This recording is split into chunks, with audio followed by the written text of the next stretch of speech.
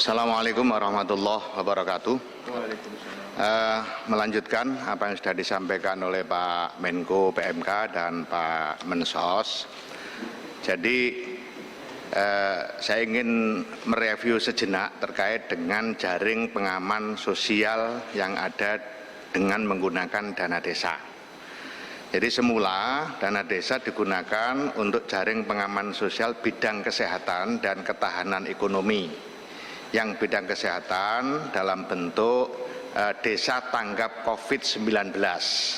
Di dalamnya mengatur pembentukan relawan desa lawan COVID-19 dengan semangat gotong royong. Kemudian yang jaring pengaman sosial ketahanan ekonomi dalam bentuk padat karya tunai desa.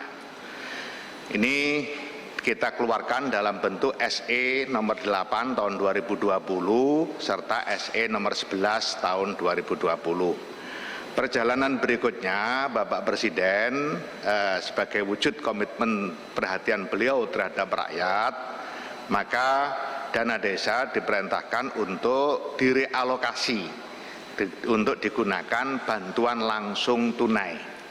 Nah, karena bentuknya realokasi dan permen-permen yang lama belum mengatur tentang bantuan langsung tunai, maka Kementerian Desa melakukan revisi Permendes nomor 11 menjadi Permendes nomor 6 tahun 2020.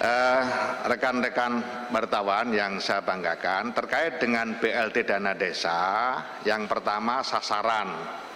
Siapa sasaran BLT dana desa atau sering disebut dengan BLT desa adalah warga miskin yang kehilangan mata pencaharian karena COVID-19 dan belum mendapat apapun dari kebijakan pemerintah. Jadi belum dapat PKH, belum dapat bantuan pangan non tunai, dan segala bentuk kebijakan jaring pengaman sosial yang ada. Itu sasaran BLT desa. Ditambahkan di sana adalah keluarga yang memiliki keluarga rentan sakit menahun atau sakit kronis. Kenapa ini dimasukkan? Karena kedekatan antara COVID-19 dengan penyakit-penyakit menahun, darah tinggi, gagal ginjal, jantung, dan seterusnya. Itulah makanya di dalam indikator dimasukkan sebagai salah satu faktor penerima. Kemudian siapa yang melakukan pendataan? Yang melakukan pendataan adalah relawan desa lawan COVID-19 yang sudah dibentuk oleh kepala desa dan diketahui langsung oleh kepala desa. Di mana basis pendataannya? Basis pendataannya adalah RT, rukun tetangga. Masing-masing RT diupayakan minimal didata oleh 3 orang relawan desa. Kenapa 3 orang? Karena ini pendataan baru, meskipun merujuk pada DTKS, tetapi yang didata adalah mereka keluarga miskin akibat kehilangan mata pencaharian, maka dibutuhkan pendefinisian miskin. Nah, pendefinisian miskin kalau dibikin indikator terlalu rumit tidak akan bisa ketemu, maka indikatornya adalah mereka yang miskin akibat kehilangan mata pencaharian. Nah, pendataan dilakukan oleh 3 orang supaya ada kesepahaman antar lebih dari 1 orang bahwa keluarga itu miskin. Kalau sudah disepakati oleh 3 orang pendata, di mana 3 orang pendata itu adalah warga RT itu pasti sangat paham tentang karakteristik warga di RT itu. Itulah makanya kita meminta agar pendataan dilakukan oleh 3 orang. Nah, lalu bagaimana tahapan terkait dengan pendataan? Dari pendataan di tingkat RT oleh relawan desa lawan COVID-19 dibawa ke forum yang namanya Musdesus, Musyawarah Desa Khusus. Untuk apa? Untuk lakukan verifikasi dan validasi. Ini penting supaya tidak ada pihak-pihak yang merasa tidak diajak di dalam membahas dan memutuskan siapa sih yang berhak menerima BLT desa. Setelah disepakati di Musdesus, barulah ditetapkan oleh kepala desa. Ini juga dalam upaya memberikan ruang bagi kepala desa supaya tidak menjadi tumpuan kesalahan ketika ada pendataan-pendataan yang kurang akurat. Rekan-rekan wartawan yang saya banggakan, setelah di tingkat desa selesai, maka data tadi dibawa ke kabupaten. Tujuannya apa? Sinkronisasi. Sehingga harapannya adalah dengan dilakukan sinkronisasi di kabupaten tidak ada lagi yang namanya overlapping. Karena apapun dalam konteks bantuan sosial atau bantuan langsung tunai itu kuncinya dua. Yang pertama adalah kecukupan, yang kedua ketepatan sasaran. Dua hal ini tidak boleh ditinggalkan. Insya Allah kalau dua hal ini terpenuhi, selesai, tidak akan ada masalah. Cukup barangnya yang akan diberikan, kemudian tepat sasaran. Nah, untuk ketercukupan itu salah satu syaratnya adalah ketepatan sasaran. Jangan sampai ada keluarga yang menerima lebih dari satu kebijakan.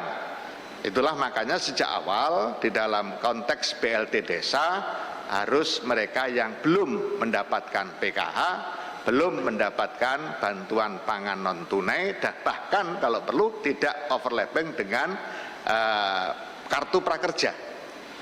Nah, supaya apa? Supaya dana yang ada di APBD juga bisa teralokasikan pada sasaran yang tepat. Nah, mudah-mudahan dengan ikhtiar ini, komitmen Bapak Presiden untuk memikirkan rakyat Indonesia yang terkait dampak COVID-19 betul-betul bisa kita laksanakan dengan sebaik-baiknya, barangnya cukup dan tepat sasaran. Nah, pada kesempatan yang berbahagia ini saya mengharapkan kepada seluruh kepala daerah untuk melakukan percepatan di dalam sinkronisasi data yang sudah di-store oleh desa supaya terjadi percepatan di dalam penyaluran BLT desa. Karena duitnya ada di desa, penanggung jawab penyaluran BLT desa adalah kepala desa, tetapi untuk kepentingan ketepatan sasaran tidak terjadi overlapping, diperlukan sinkronisasi dan pengesahan oleh kepala daerah. Oleh karena itu, saya berharap dengan sangat dukungan dari kepala daerah, Pak Bupati, Wali Kota, agar data-data yang sudah masuk, yang sudah sekian puluh ribu masuk, segera diselesaikan dan biar desa bisa segera menyalurkan BLT dana desa. Rekan-rekan wartawan yang saya banggakan, kemudian progres kondisi hari ini secara makro misalnya terkait dengan desa yang sudah membentuk relawan, itu ada 53.783 desa atau 72%, dengan jumlah relawan 1.505.419 orang. Kemudian desa yang telah melakukan pendataan pendatang itu ada 39.199, tentu ini mengalami penurunan atau stuck karena ada larangan mudik. Ini sangat direspon positif oleh kepala desa, oleh relawan desa, larangan mudik itu karena meringankan beban para relawan desa. Sudah ada 39.199 desa yang sudah menyiapkan pos jaga gerbang desa. Kemudian yang terkait dengan BLT desa, desa yang sudah melakukan pendataan ada 27.062 desa. Sedangkan yang sudah mengalokasikan untuk BLT desa ada 24.309, dan yang sudah cair per hari ini jam 11 siang tadi data terbaru ada 10.000 desa di 80 kabupaten kota. Insya Allah mudah-mudahan janji para kepala daerah setelah kita lakukan, karena pekerjaan kita hari ini adalah melakukan pengawalan, sehingga setiap hari ada yang berkomunikasi dengan bupati, ada yang berkomunikasi dengan DPM, Dinas Pemberdayaan Masyarakat, ada yang berkomunikasi dengan gubernur. Kita bagi tugas untuk memastikan dana desa segera bisa cair ke yang berhak, dan kita berharap pada kepala daerah untuk percepatan di dalam pelaksanaan penyaluran BLT desa. Saya pikir itu yang bisa saya sampaikan. Terima kasih. Assalamualaikum warahmatullahi wabarakatuh. Waalaikumsalam. Selamat siang Pak. Selamat siang. Saya Reni dari Suara Pembaruan. Saya mau bertanya kepada Pak Menteri Sosial, Pak Menteri PMK mengenai Pak untuk COVID hari ini. Kira-kira berapa tambahan warga yang miskin akibat COVID-19 ini ya Pak? Yang menerima bantuan dari pemerintah.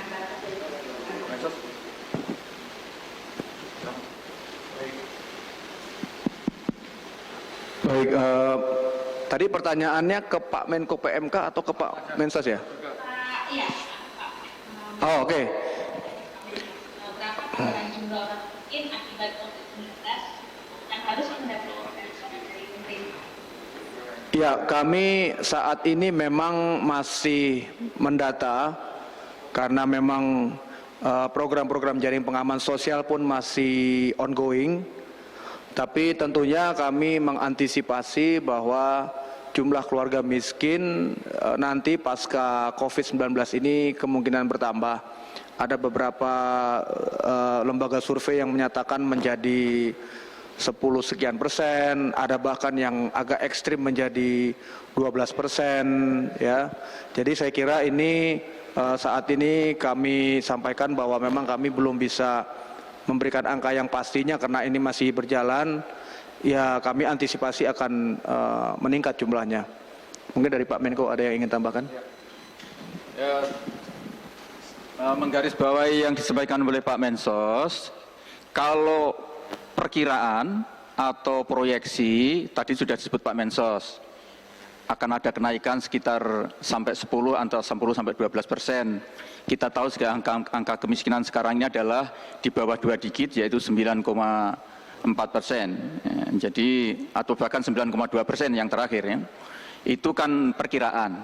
Sedangkan kita ini sekarang bicara yang nyata. Nah, bagaimana kita bicara yang nyata? Sekarang kita sedang dalam proses untuk menghimpun data-data langsung dari bawah melalui RT/RW untuk kita himpun bersama, kemudian nanti akan kita olah menjadi bagian dari DTKS, data terpadu kesejahteraan sosial itu.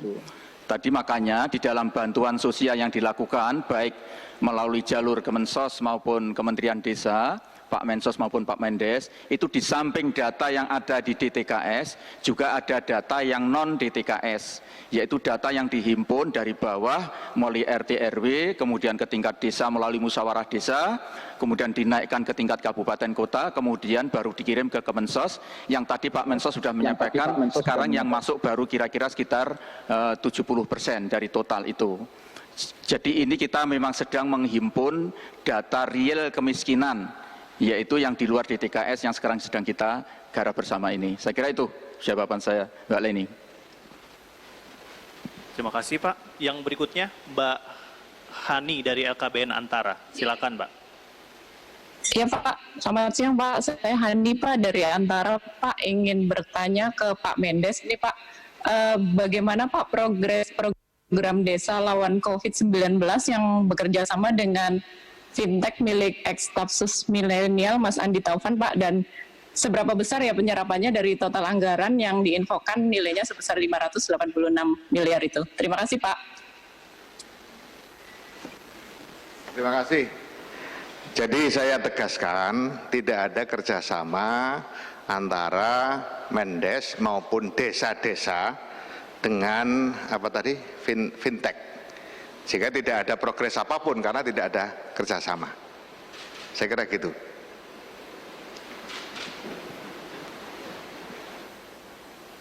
Cukup Pak. Yang berikutnya Mas Andrian. Silakan Mas Andrian. Dari Tirto.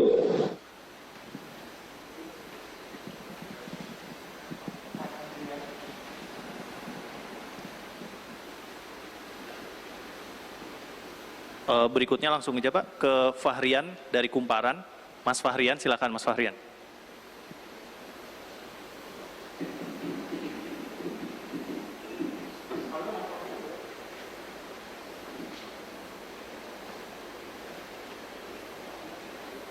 Mas Fahrian.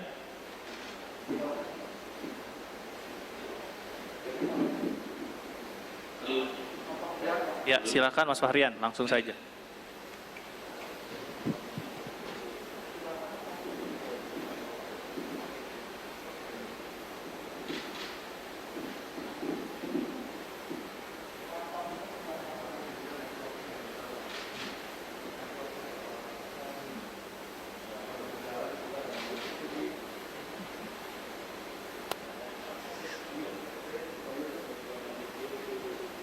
Berikutnya, Mas Bayu Jawa Pos, silakan. Oh, kembali lagi ke Mas Fahrian. Mas Fahrian, silakan Mas, langsung saja Mas.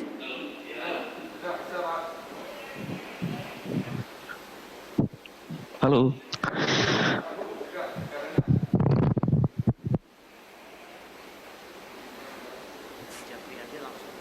Ya, halo.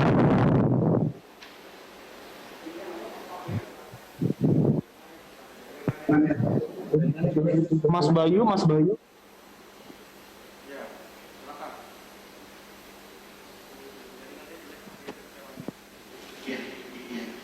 Oke. Pak Menteri, saya mau menanyakan. Halo, ya. Pak Menteri, yang mau saya tanyakan adalah persoalan data persen, Pak. Ini kan sudah masuk termin kedua, istilahnya. Halo. Ya. Mengenai data yang 70% tadi, ini kan sudah masuk di bulan kedua, Pak. Harusnya sudah mulai penyaluran tahap kedua. Nah, bagaimana dengan mereka yang di tahap pertama saja belum mendapatkan itu, Pak?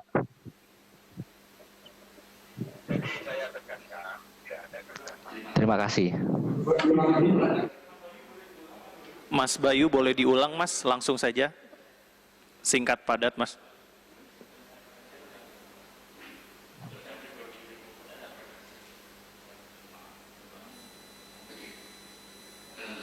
Selamat siang Pak, mau menanyakan berkaitan dengan data yang tadi disebutkan sudah mencapai 70%. Nah ini kan saat ini sudah mulai masuk di bulan kedua Pak.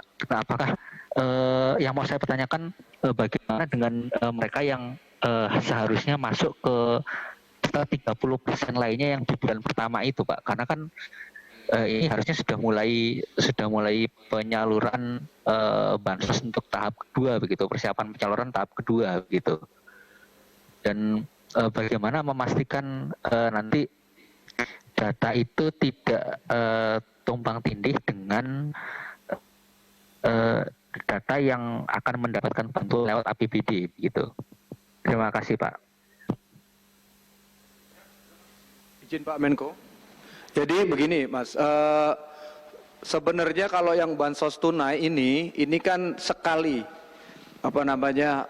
pengiriman uangnya. Jadi sekali dalam 1 bulan. Jadi dalam 1 bulan itu kan ada 30 hari. Jadi sebenarnya bisa hari apa saja selama 1 bulan itu. Nah memang data yang kami terima belum full 9 juta. Tapi bukan berarti kita harus menunggu data sempurna dulu baru kita salurkan. Nyatanya di lapangan memang kita sudah berjalan, dan harus diingat bahwa program bansos tunai ini pun mulainya bukan dari awal April ya, tapi mulainya itu sudah dimulai minggu ketiga bulan April. Jadi sebenarnya belum sebulan ya. Jadi sebulannya itu nanti baru minggu ketiga bulan April, baru sebulan.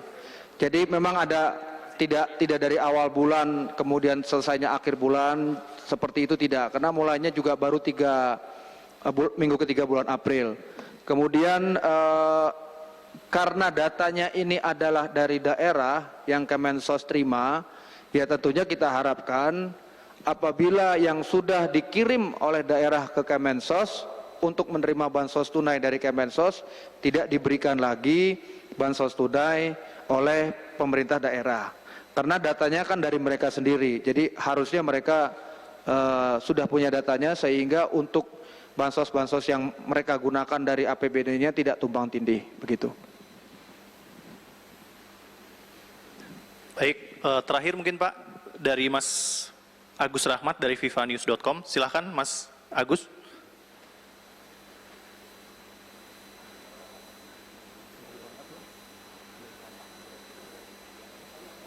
Mas Agus Rahmat.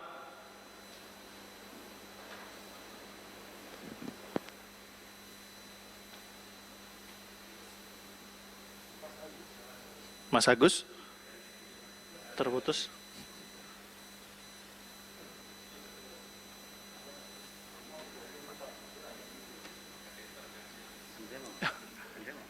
Andrian.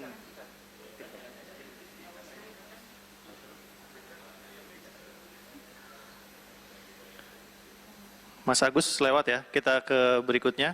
Ican dari kompas.com.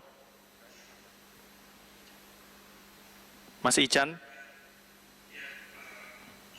Pak Menteri, saya izin mau bertanya terkait pernyataan Presiden kemarin bahwa yang mengajak masyarakat untuk virus corona. Mungkin bisa lebih dielaborasi lagi ke Pak Menko PMK ini mungkin yang dimaksud hidup berdamai itu seperti apa? Apakah nantinya masyarakat kembali bisa beraktivitas seperti biasa dengan menjaga jarak sebagainya dan PSBB tidak lagi diperketat atau bahkan PSBB sudah dihilangkan atau seperti apa gitu Pak. Dan kemarin juga sempat beredar step by step pemerintah untuk mulai tanggal sekian pasar akan dibuka, lalu sekolah akan dibuka, itu draft slide presentasinya kemarin sempat beredar di media sosial, mungkin itu juga bisa sekalian diluruskan Pak, apakah itu benar rencana pemerintah seperti itu atau seperti apa? Terima kasih. Mas Ican, mungkin kalau ada pertanyaan seputar bansos saja untuk saat ini, Mas Ican.